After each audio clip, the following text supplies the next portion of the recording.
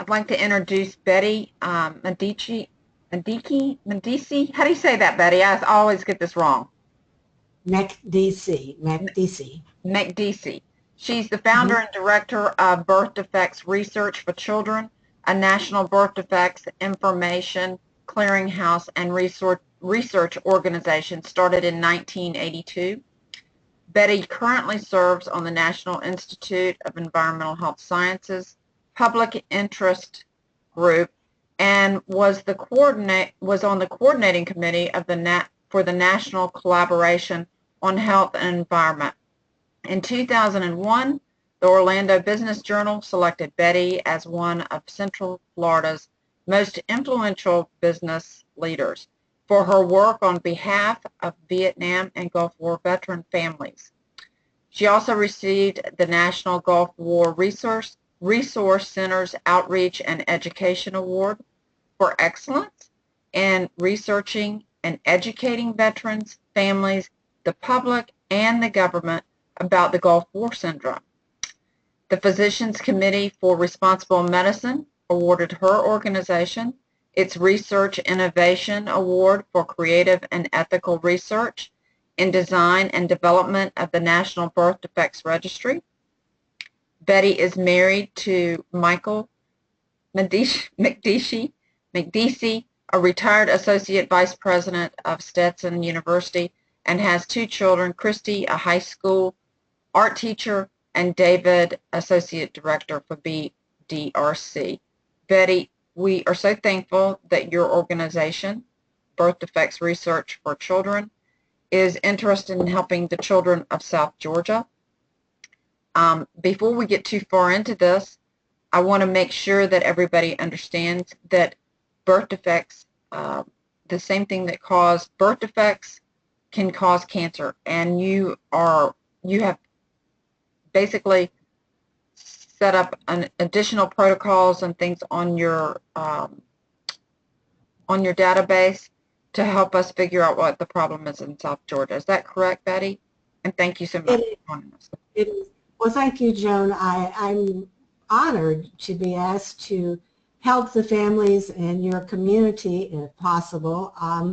Actually, I have ties to Georgia. I lived and worked in Atlanta the first year after I graduated from college, so I have a lot of relatives in Georgia, and I have warm feelings toward people in Georgia. So I'm delighted to have this opportunity, although saddened by the reason for it. Our organization sponsors a project called the National Birth Defect Registry. And this project came about because all parents, including myself, I have a son with birth defects, all parents ask why this happened to my child. If your child has cancer, if your child has a birth defect, autism, attention disorder, the first thing you ask is why? Why did this happen? So we spent a lot of time thinking about this and came up with a concept that we thought would help to quickly reach hypotheses, and that's educated guess, about what may have caused a cluster of particular birth defect, childhood cancers, or functional birth defects like autism and attention disorders. I think the first thing I want to do is introduce you to the concept of the registry. We have a short video that was created that tells you what the registry does and how it was developed, and then I'm going to tell you more about why a birth defect registry would be collecting data on childhood cancers as well. So let's start the little video. Okay, and I'm gonna turn my camera off because my screen is defects. And even when they are on okay, they may have problems as they grow older. Every family asks, why? Why did this happen to my child? This is why Birth Defect Research for Children created the National Birth Defect Registry, a research project designed by 7 scientists to look for the causes of birth defects. The registry is online, so you can enter your child's case anytime, night or day. Data from the registry is analyzed to find patterns of birth defects associated with similar exposures, like missing limbs in children whose mothers took a morning sickness medication, and cleft palates in the Tennessee community where solvents leaked into the water supply, or birth defects in the children of veterans who were exposed to chemicals in the Vietnam or Gulf Wars. Data from the registry has also uncovered important clues to autistic spectrum disorders. Registry data has been used for studies presented to government agencies and in national media forums. The Director of Research and Development for the EPA wrote, "Your birth defects registry is the type of effort needed to make linkage between environmental exposures and birth defects." Visit the National Birth Defect Registry at www.birthdefects.org. This video was supported by a grant from the American Legion Child Welfare Foundation. So I hope that gave you a little insight into how the registry was developed. We began the registry in 1982, and we were fortunate to have 7 very prominent scientists working in fields related to genetics, child development, anatomy, biometrics, epidemiology, come together and look at the project to see if they thought we could do what we thought we could do with it, and they agreed, and they helped to write or create the questionnaire that we use. In 2004, we got a grant to put the registry online. So the whole project's online. You can go in any time of the day or night and fill it out. And you go, you simply go to this little "I want to participate," go to the registry, and there are some statements about confidentiality and disclaimers about privacy and things like that. And then you come and you create an account. And when you create the account, you use your email and you create a passcode. And then you go into the registry and you simply fill out all the questions that are there. And we ask about all kinds of things that happened during your pregnancy, where you lived, the water you drank, if you were near a toxic site, what your occupation was in the year before and during the pregnancy. And we also asked about the fathers. I believe we are the only registry in the country collecting data on paternal exposures. And that's because we've done a lot of work with veterans, Vietnam and Gulf War veterans. We have special sections to collect data there. So we are interested in fathers' exposures because they also have an impact on reproductive outcomes.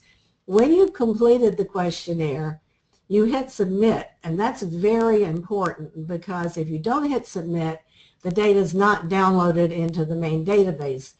When you do come to the end of the registry, you're given an option to do parent matching. You can match by up to 3 conditions, so that if you want to be connected to other families in our database who have children with similar conditions, you can check that, and we'll send you an email with those families, with the family's address, email, what the child has, the age, and things like that. So you can talk to the family by phone or email or Skype or whatever, and that's a very popular feature that we have. We have also now that excuse me, is that with the other family given permission? Yes, all the families who are in the matching database have to give permission. And if at any point you have been in matching and you don't want to match anymore, you just tell us and we change that yes to a no, and you won't get any more matches. But I did a quick look. We had prior cancer data in the registry, particularly because of the Vietnam veterans, because dioxin, which is the toxic part of Agent Orange, is both a cause of birth defects and of cancers. And right now, for instance, we already have 23 cases of leukemia in the registry, 9 of Hodgkin's disease, 10 of neuroblastoma, 16 sarcomas, 27 thyroid cancers, 6 astrocytomas. So we do have, and others, we do have childhood cancers in the database that we can look at in comparison to what's going on in your community. If you fill out the questionnaire and you suddenly remember, oh, I forgot, I need to add this, or another condition has been diagnosed, you can go back to the questionnaire. You log in, and it will give you an option to go back in, fill out whatever was missing, or change what you need to, but then you have to hit submit again. If you don't, it won't go back into the database. So you do have an option because it's comprehensive. It's not difficult because most of the conditions you click a little radio button. There are some areas where you might type in things, but mostly it's fairly simplified compared to our older version, which was a booklet that you filled out. And as soon as you hit submit, we download that into the main database where we can then analyze the data. And the important part about collecting the data and how your community plays the critical role in this is it works by numbers. We have to be able to show that there is an increase in whatever we're looking at, in your case, in certain cancers in your community, over a defined period of time. Because if you can't show an increase, you can't make the case for causation. So the first thing is to get as many cases as possible into the registry, then to analyze them, look at the national data on the different forms of birth defects. For instance, you have several cases of rhabdomyosarcoma, which are very rare, 4 in a million in children under 4. So to have several cases in your community is an unusual occurrence. Now, yeah, Betty, I'm going to just stop you right there, because one thing, like the Georgia Department, we've put a lot of emphasis on trying to get the information from parents about the rhabdomyosarcoma cases, and we've talked about that. The media has talked a lot about that. And one of the reasons for talking about that is because the state of Georgia told us they wouldn't even look at the other type of cancer cases unless we proved, or unless they could prove, actually, unless they could prove that the rhabdomyosarcoma cases were actually coming from, one of the local sources. And they wouldn't even take into consideration the other types of cases, which we've had an escalation in, and it's a little frustrating, huh? I don't want to put down government agencies because in many cases we have had help from individuals at the EPA and the FDA and ATSDR, but at the upper levels, they're not looking for problems. They're just not looking for problems. They are government agencies, and you have to prove the problem and then put it to them. And that's why if you collect the data first, and let me give you an example. We were contacted by a family in a community called Dixon, Tennessee, about a perceived increase in cleft palate. Now, cleft palate is not a rare birth defect. It occurs about 1 in 1,000 births. So we didn't know. We thought, well, maybe this grandmother's just sensitized to notice these cases. But when we collected the data, she was right. We found that there was an 1,100% increase in cleft palate in that community over a 3-year period. And we eventually worked with some people at the EPA to do, and with the community, they were very aggressive about investigating with the water department to find out that trichloroethylene, which is an industrial solvent, usually referred to as TCE, had been buried for years in a landfill. Barrels of it had been just dumped in this landfill. The landfill had no clay bottom, had no cap, and underneath it there was a stream that connected to a source of water for the community. So it took 5 years in that community, but we were able to show that in fact there was a cluster of cleft palate cases. It was linked to the trichloroethylene, and as a result of that, the landfill was capped. The state of Tennessee moved the water supply away from the landfill. Residents were warned not to drink well water because they'd also buried this stuff all over the county. So the CDC came in after we had already confirmed the cluster, and then they confirmed the cluster, but they never linked it to anything. And you have to understand, these are government agencies, and I have not found in my experience that they're looking for problems. They come in once you force their hand, and you force their hand by collecting the data.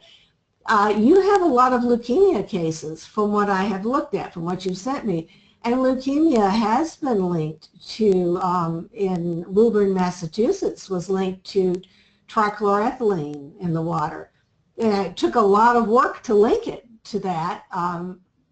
Many years of research and fighting went on, but to say that, oh, unless we link these 3 rare cases, we can't link the other cases, I don't believe that's true. There have to be enough cases.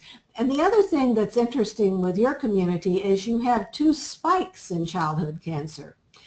You'll have not epidemiologists, but statisticians will say, well, if you throw pennies down enough, you're going to have so many come heads up. That's just the law of statistics.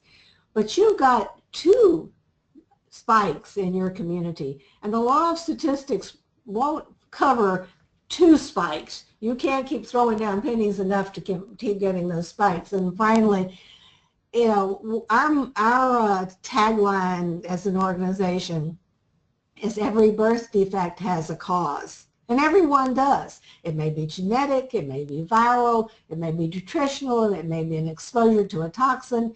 And that's true with the childhood cancer. Everyone has a cause. And I think it's a bit of a cop-out to just say, oh, well, if you throw pennies down, you're going to get a cluster. That's not true. Something has caused these cases, and something has caused these cases to spike twice. Now, in order to find that something or some things, that may be some things acting in concert, you have to have the cases. That's number one. The families have to be willing to put their personal information into this registry so that we have enough cases to investigate. Once we have the cases, then we go to work. You know, we're going to look at other clusters that have happened over the country. We're going to look at, you know, other causes of this and do all that kind of research. And then we're going to talk to scientists that are either on our board or that we know who can help us look at this from a scientific perspective. What we'll find out, I don't know, because we always say here, the data will take you where it's going to go. So the crucial thing is the data, is getting the community to participate. And I know with childhood cancer, if you've lost your child, it's heartbreaking to have to go back through and fill out this questionnaire and remember your pregnancy and remember all these things. But if you could help another family not go through what you've had to go through, I think that would be a wonderful gift to the child that you lost. Because after all, you know, you can't bring your child back, but you can do something that is in honor of their memory. And if you can, in honor of the memory of the children in your community, both those that are still living and going through all the things they have to go through to treat childhood cancer, and those children that have died, if you can do something to prevent this from happening again or to find out why it happened in the first place, that's a great honor and a great memorial to these children. Betty, can I ask you a question here? Because, okay, so, you know, we talked about the rhabdomyosarcomas and the, you know, the CDC looking at the 3 cases. And actually, one of those cases now lives in Brantley County and moved to Brantley County after they were, you know, during the pregnancy, actually. So they were in Waycross during the pregnancy and then moved and lived out in Brantley County. They excluded that one altogether, so we really only have 2 that they were even looking at. But my question to you is, we've had these rhabdomyosarcomas and the leukemias and the brain tumors, ATRT, in not just Waycross and Ware County, but we've also had them in Valdosta, which is, you know, 40 miles to the west of us, and then in Brunswick, 40 miles to the east of us. So it seems like there's this whole strata of, you know, problems out there, which is one reason why we've kind of focused on water, or I've been focusing on water and what could be a link between all of the families. So do we want those families in the registry too? Absolutely, and we also want families who have children with birth defects in the area, with learning disabilities, with autism, with attention disorders, because when you're looking at a substance, let's, for instance, I did a little research before this call. For instance, arsenic will cause both birth defects and childhood cancers. The hormone DES will cause both cancers and birth defects. Radiation will cause both cancers and birth defects. Trichloroethylene will cause both cancers and birth defects. So when we're looking at a substance that may have caused, for instance, in Dixon cleft palate, trichloroethylene causes a whole lot of other things. So by cleaning up that community, we not only help to stop the cleft palate, but we help to prevent all the other things that might come from trichloroethylene exposure. So it's like a concentric thing, like a pebble in the pond. The first pebble is the rare thing, the childhood cancer that you're looking at. And childhood cancers are rare compared to birth defects, which are much more frequent. Then you look at the circles out from them of what's going on in the other children, and you begin to form a pattern that helps you identify what the cause might be. And because you're looking at similar things going on in communities that are, you know, not that far apart, water would be a natural thing to look at, particularly in Tennessee where your aquifer is different than Florida. Florida, we have sand. It goes sand, down it goes. With Georgia, if I'm not mistaken, you have more clay where the water can sit in certain pockets, and depending on the water table, it can be released from time to time. And this is what we ran, well, this is what we ran into in Tennessee, and I think Georgia is similar in the aquifer to Tennessee, but I'm not a hydrologist, so we'd have to do some more research on that. But yes, I think we should look at all of these, and if we can get the families to participate. Now, I want to ask a question there. Okay, so first of all, we want to include the childhood cancers, but we also want to include autism, ADHD, cleft lip, everything going on in children in that community.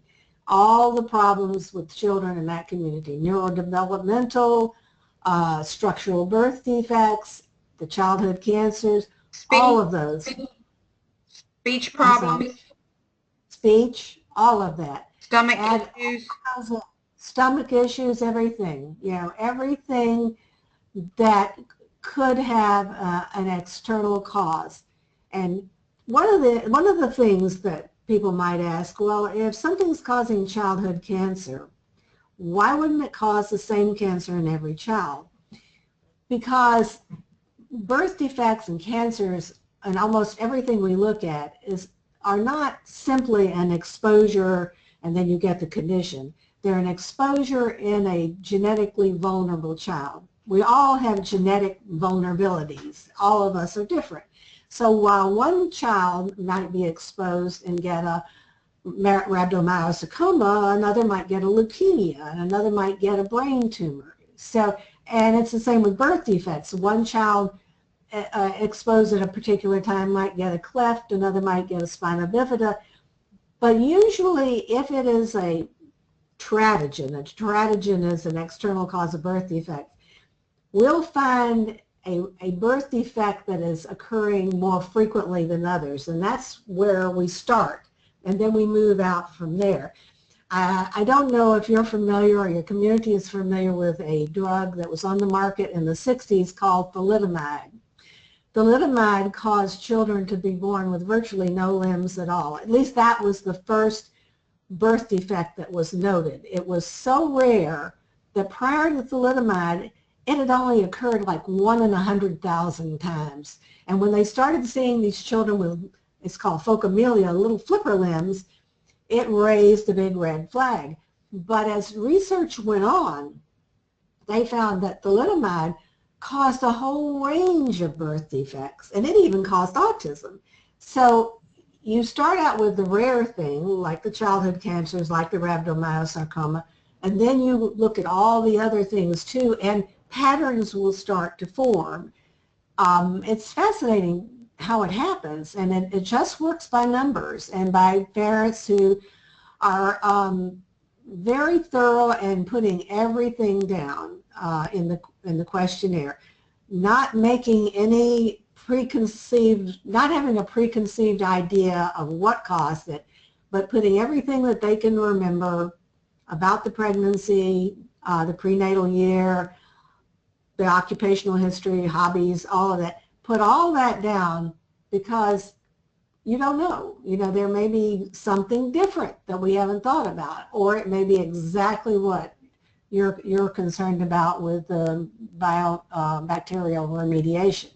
But it takes let me ask you data. another question. So on this questionnaire, so like I have 2 children, one that had learning disabilities and one that was born with only 1 kidney. Mm-hmm. So, but, you know, my children are older, much older. Should that information be in there too? Were you in the community during your pregnancy? Yes, it was. Well, yes, indeed, it should be. Okay. And then the second question is, okay, so like lots of, I know these questionnaires are very detail oriented, and so like I think one of the questions you may ask is like, did you smoke during your pregnancy, or do you smoke now, or maybe did you smoke before? So if that question's on there, people seem to think that they're getting that you're going to throw out their data, or that it's going to be excluded, or that it in some way, you know, is derogatory. But that's not true, is it? Absolutely not true. You have to put everything down. I mean, smoking clearly can be problematic in pregnancy, or it may be a cofactor. It may be that if you do this and you do that, you're more likely to have something happen. But don't you want to find out?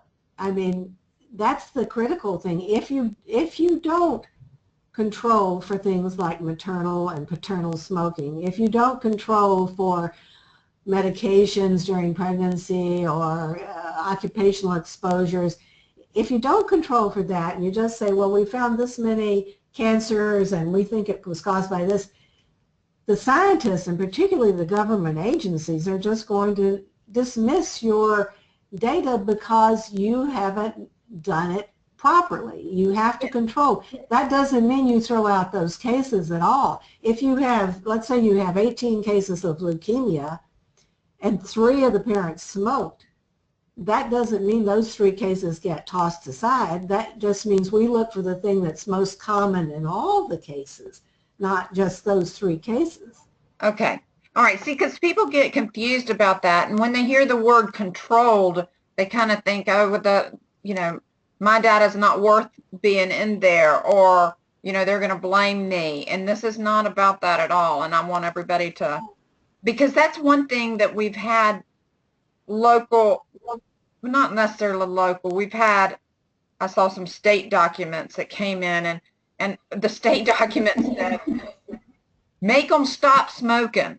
And I'm like, and then we had another, we went over to Georgia Southern because they were talking about helping us. And the first thing they said is, well, rhabdomyosarcoma is caused by HIV or AIDS or something like that. And What? yeah, Oh, no. and a guy in Texas, a toxicologist out there, he just, I mean, an epidemiologist, he went crazy that they even said that to us. But, you know, it's part of that, I think, is to kind of try to discourage you from,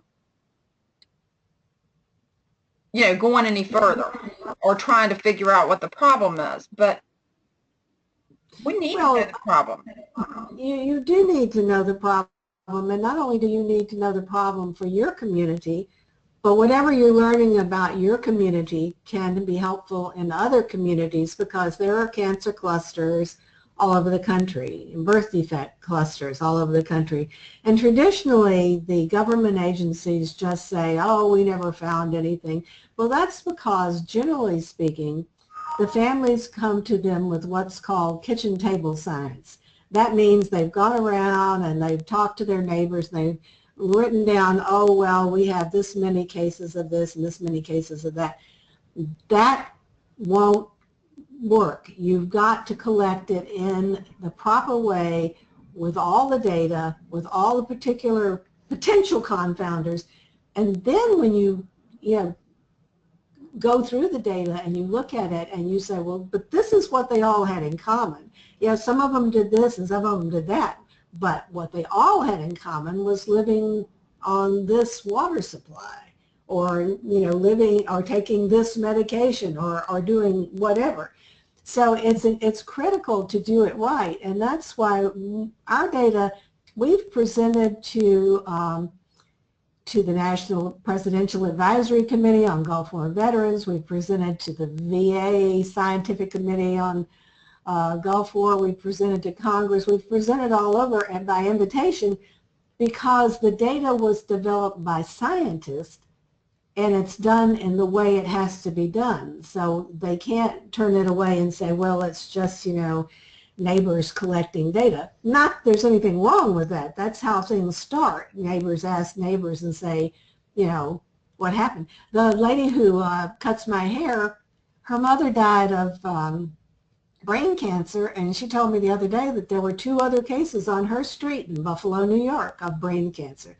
So that's how these things get started, but in order to do them in a way that they're going to make headway with government agencies and with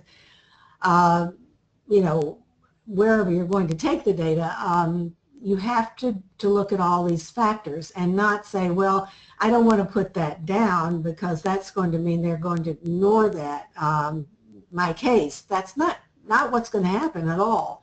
And I would say that we have a history as an organization of doing some pretty impressive work, if I do say so. We've confirmed the cluster in Dixon. We were the first organization to find a rare birth defect in Gulf War veterans' children. We found a pattern of birth defects in Vietnam veterans' children. We found that a rare stomach defect is more frequent in young mothers who have either drunk alcohol or used recreational drugs during early pregnancy.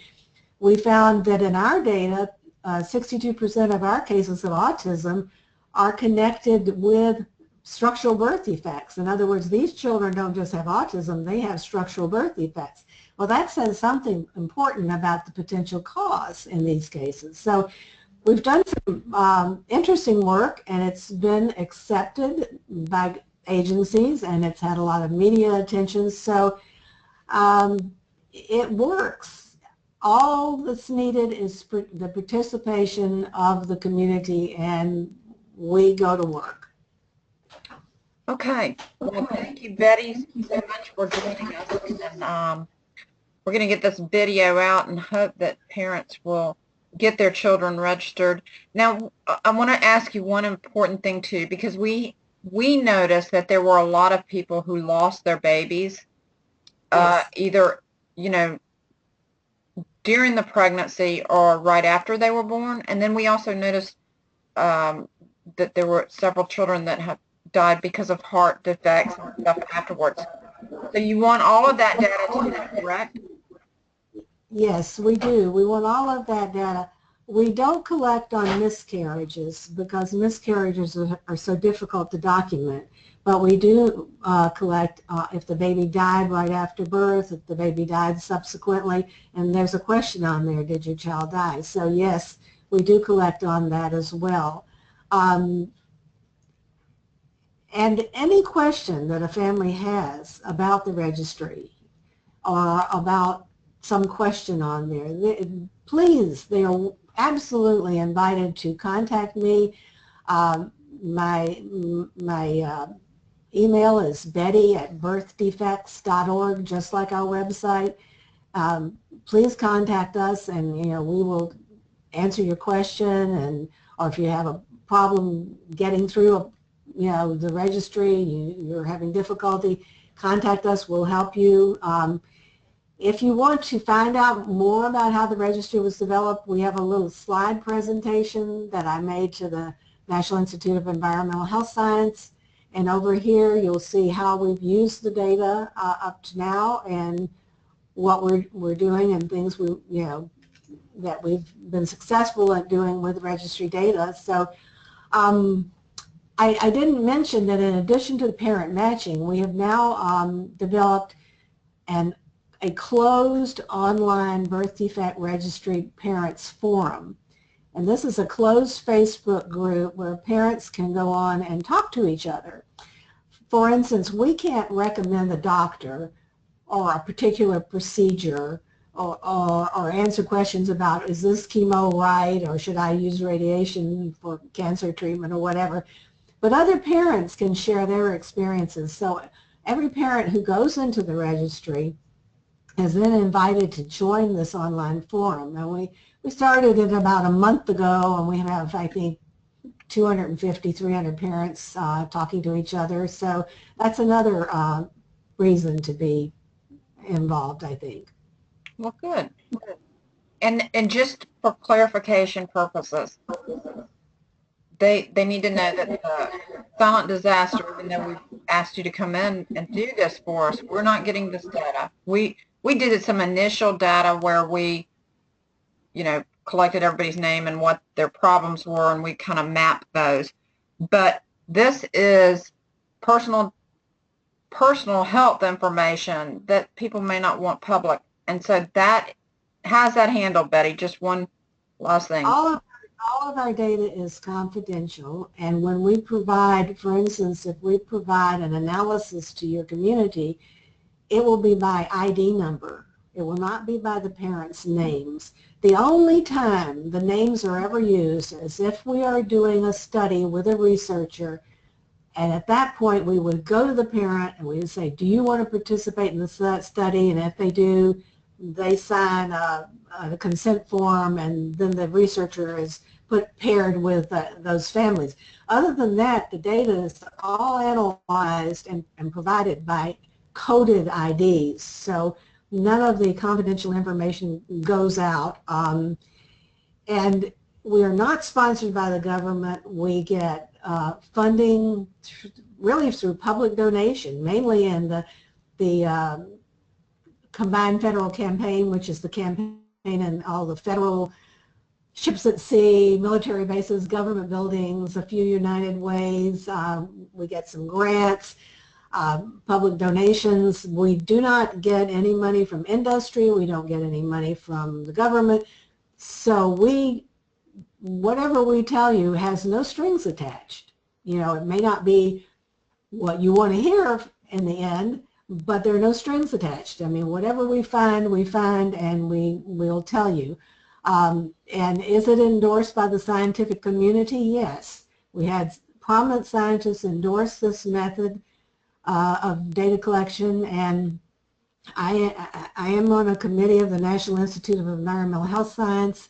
I know the director of that institute very well, and if we have a question, we can also put it to the institute and see if they have anyone who's interested in looking at this in the community. But first you have to show that in fact there is this problem. I mean, I know you know there's a problem, but I don't know it till we have the data.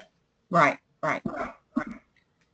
Well, we do, again, appreciate your time today, and we'll have one more session on this. And so if parents want to ask you questions face-to-face or by phone, they can join us, and that will be, I think it's next Tuesday. I'll put a link to this then.